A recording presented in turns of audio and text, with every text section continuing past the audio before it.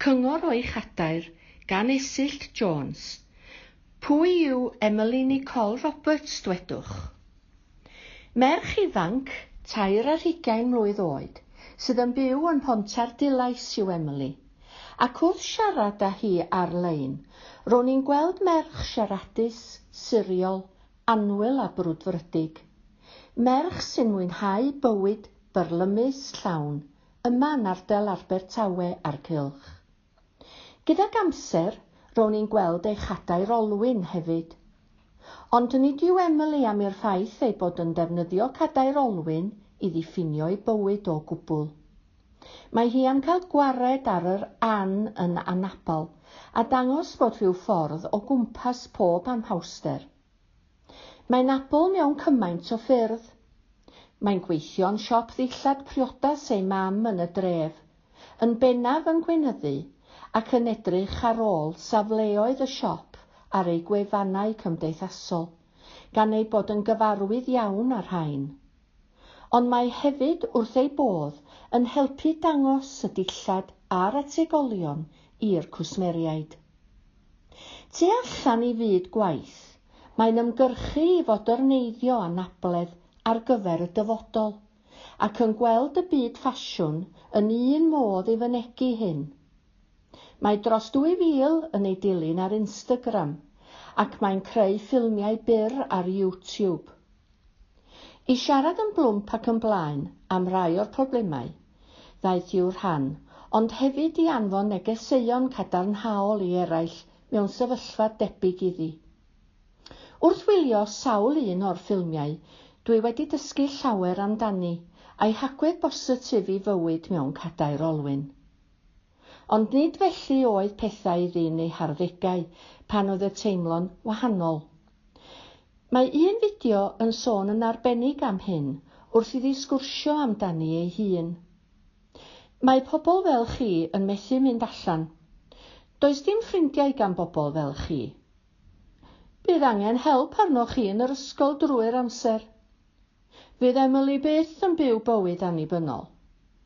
Fydd Emily byth yn gyrru. Ond, meddai Emily, dwi yn rhyfeddol. Mae gen I ffrindiau a theulu cefnogol arbennig.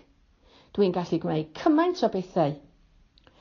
Dwi'n gweithio, dwi'n gyrru, dwi'n hapus. A dwi am gael y bywyd gorau. Pan oedd yn yr ysgol gynradd ac yn teimlo'n eirigeddus o'i chyfoedion yn dysgu reidio beic, fe gysylltodd yr ysgol a Whiz Kids, elusen I blant mewn cadair olwyn. Ac fe gasglodd yr ysgol yr arian I helpu dalu am feic arbennig tair olwyn iddi. Ac roedd wrth ei bodd yn dysgu defnyddio nad oedd bob amser yn defnyddio'r gwregys diogelwch. Yn wir, mae ganddi un fideo yn dangos sut I gwympo allan o'r gadair ac yna sut I godi nôl iddo.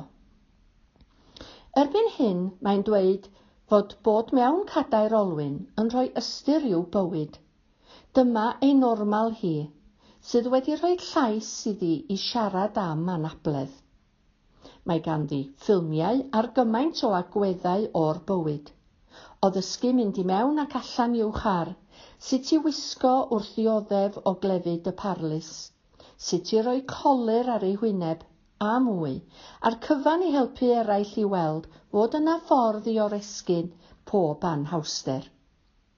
Mewn un ffilm mae'n rhoi awgrymiadau ar sut fath o wisg sy'n gweithio iddi hi, ac mae'n dilyn y byd ffasiwn yn eiddgar I weld beth fydd yn gweddu iddi hi.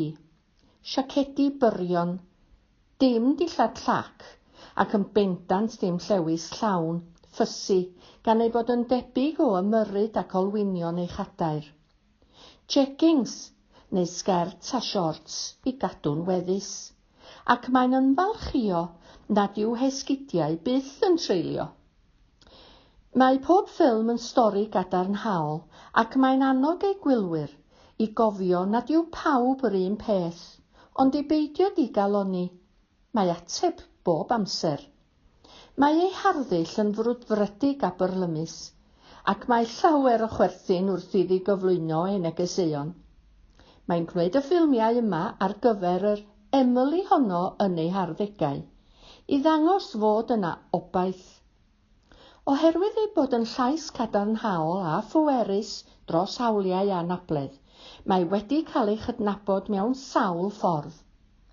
Yn ddiweddar, bu ar y BBC yn sôn am broblemau mynediad i adeiladau cyhoeddus.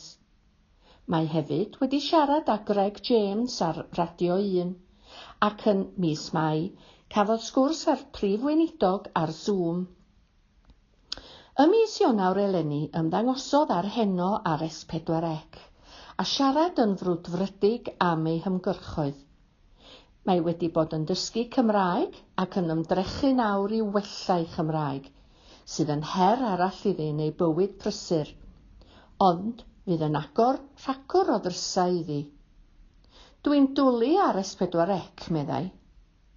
Ei breuddwyd yw newid y byd a newid barn y cyhoedd am bobl ac anabledd.